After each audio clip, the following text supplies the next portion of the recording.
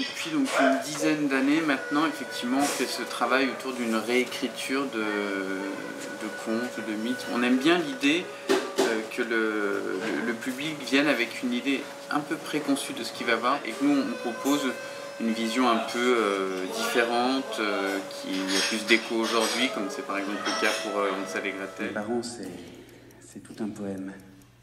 Ils n'ont jamais prévu l'avenir, la retraite, tout ça. Vous connaissez La cigale et la fourmi, la fable de La Fontaine? Eh bien, on peut dire qu'ils ont été plus cigales que fourmis. Et maintenant, ils dansent. Chez moi. On est tous les deux comédiens. Et on a tous les deux une grande passion pour le cinéma. Et on s'est rencontrés nous deux parce que Samuel a créé la compagnie. Moi, ça fait depuis 2003 qu'on travaille ensemble et que les formes ont un peu changé. On s'est rencontrés à Festival de Cannes, c'est assez révélateur de notre amour commun du cinéma. On a créé un objet un peu particulier qu'on appelle d'ailleurs ciné-spectacle. C'est ce qu'on a trouvé qui correspondait le mieux à ce qu'on faisait, c'est-à-dire où il y a effectivement du cinéma. On travaille vraiment pendant les moments du tournage 3 semaines avec une équipe de cinéma. On est 25 à 30 personnes sur le tournage. Et en même temps, il y a de la musique, c'est très musical. C'est toujours la musique composée spécialement pour les spectacles par Timothée Joly, avec qui on travaille depuis longtemps. Et il y a aussi tout ce qui est théâtral. Voilà. Donc on a trouvé une forme qui mêle comme ça tous ces univers qui nous intéressent.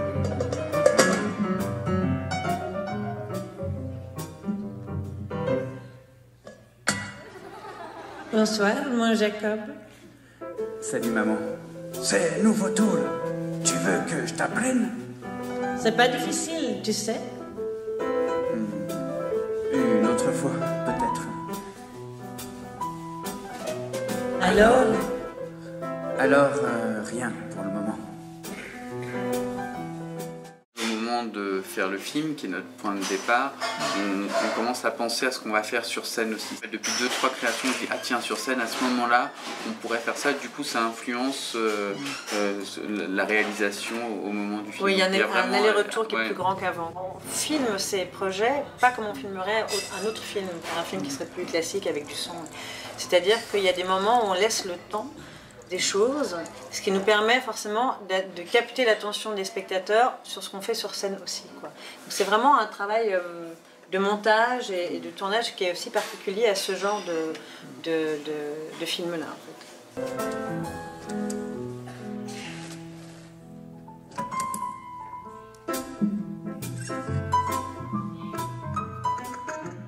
Au départ, on avait une idée même physique des personnages, c'est-à-dire qu'il fallait qu'ils soient petits. En taille, du coup, ça veut dire que l'ascendant venait du fils, il était grand, il avait ses petits parents, donc c'était même visuellement de changer, quoi, en fait. On cherchait des gens un peu menus et Samuel a eu l'idée donc de Michel Crémades qui joue le rôle de Hansel.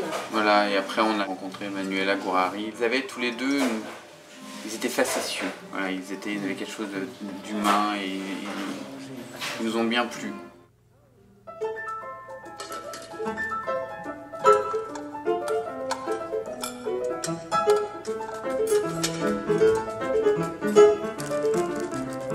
À la fois, on travaille sur une sorte de réalité, effectivement, l'idée de fond de la crise économique, et à la fois, on garde des éléments du conte, parce que cette sorcière, il faut bien qu'elle apparaisse, et effectivement, elle surgit un jour de nulle part sur un chemin dans la forêt.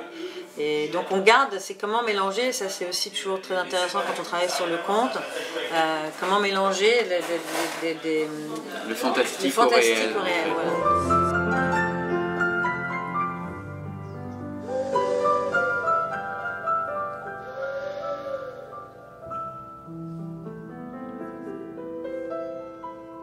C'est mélanger à la fois ce qui est un peu artisanal et bricolé avec à la fois les choses extrêmement techniques et très pointues techniquement, quoi. Donc on aime bien mélanger tout ça, justement.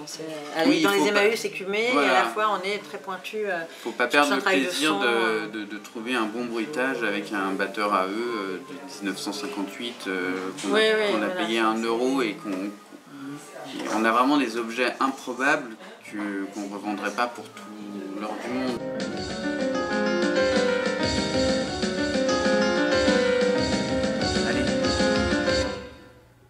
Ça sert à rien de remuer le couteau dans la plaie.